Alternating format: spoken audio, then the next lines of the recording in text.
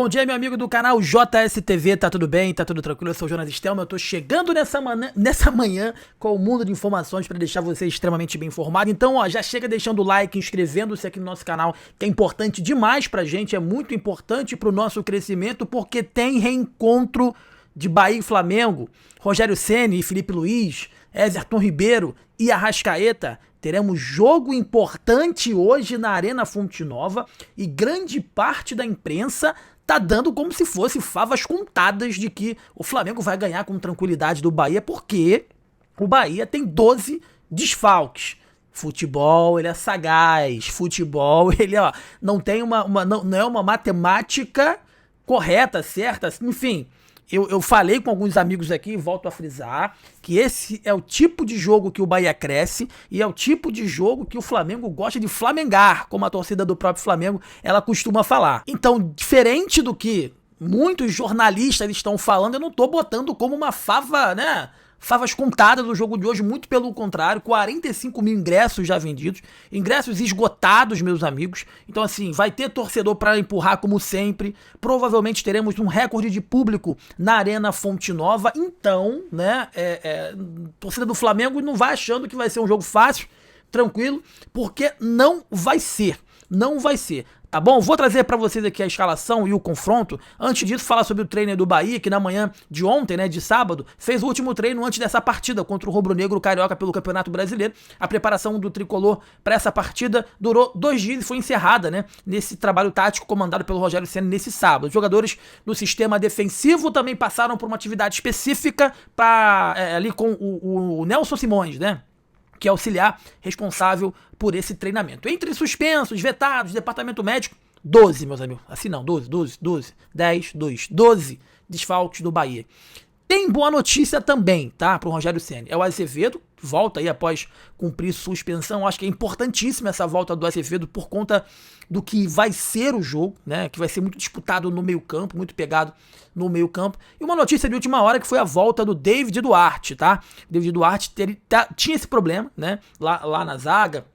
Enfim, não entendo por que o Rogério Ceni vai tentar ou deve tentar o Rezende. Eu iria David Duarte e Luiz Gustavo, que é um jogador que já é acostumado a enfrentar o Flamengo no Rio de Janeiro, é canhoto, joga pelo lado esquerdo. Eu não sei que amor platônico é esse do Rogério Ceni pro Rezende, tá bom? Então esse possível retorno do David Duarte aí, que fez uma preparação com o elenco, que pode ter aí essa volta antecipada, já que a previsão inicial era contar com o zagueiro apenas após a data FIFA, tá? Vamos lá, desfalques. Juba, Gabriel Xavier, Santiago, Sanabria, Rodrigo Nestor, todos suspensos. Eric, Juan Pablo, Caio Alexandre, tá em transição. Canu, recondicionamento físico. João Paulo, Ramos Mingue e Eric, lesão. A lesão do João Paulo, pra mim, ainda é uma incógnita. Eu não consigo entender o que aconteceu, qual é a gravidade. Vai jogar esse ano? Vai estrear, vai jogar não, vai estrear aí pelo Bahia esse ano, João Paulo. A provável escalação do Bahia com Ronaldo, Gilberto, David Duarte. Se não jogar o David Duarte, vai entrar o Fred, Rezende e Zé Guilherme. Azevedo, Jean Lucas e Everton Ribeiro. Considero um meio campo bom, tá? Azevedo, Jean Lucas e Everton Ribeiro. Kaique, aí na esquerda, Iago Borducci. Aí ele pode escolher entre Michel Araújo e Thiago Cauli. E mais centralizado vai ser o William José. Eu iria com um trio de ataque o seguinte: Kaique na esquerda, Thiago e Michel Araújo. Esse seria o time que eu enfrentaria o Flamengo na partida de hoje na Arena Fonte Nova. Meus amigos, os ataques, tanto de Flamengo quanto de Bahia, são ataques que estão chamando a atenção, tá? Nenhum time marcou mais gols que Bahia e Flamengo nessa temporada. E os dois ataques são os dois ataques mais goleadores da temporada e vão estar frente a frente no jogo de hoje na Arena Fonte Nova pela 27ª rodada do Campeonato Brasileiro. Juntos, são mais de 200 bolas na rede pelos tricolores e pelos rubro-negros, tá? Em pouco mais aí de 9 meses de futebol. Então, ataque do Bahia é potente, apesar de muitas reclamações. O ataque do rubro-negro também é uma potência enorme. Aqui, ó, segundo o levantamento do Gato Mestre, Flamengo, Bahia e Palmeiras são os únicos times que alcançaram a marca de 100 gols na temporada. O melhor ataque, que pertence aos cariocas, tem 108 bolas na rede, em 59 partidas disputadas, uma média aí de 1,8 gols por jogo. Logo depois veio o time baiano com 105 bolas. Cara, o Bahia fez mais gols que o Palmeiras na temporada, né? São 105 bolas na rede em 67 confrontos, o que significa uma média de 1,5. Olha só, meus amigos, os nove ataques mais positivos do campeonato. Não do campeonato, da temporada, ó. Flamengo, Bahia, Palmeiras, Fluminense, Vasco e Atlético ali empataram com 74, em sexto Internacional, em sétimo Atlético Mineiro e Corinthians, em oitavo o Botafogo, em nono o Cruzeiro. A potência Cruzeiro tá em nono ali, fez apenas 68 gols na temporada. Irmão, o Bahia fez 105 gols. Aqui tá marcando aqui 104, mas são 105 gols na temporada. O Flamengo, com o investimento que fez, com os jogadores que tem, fez 108 gols na temporada. Então, assim, é uma marca bem relevante.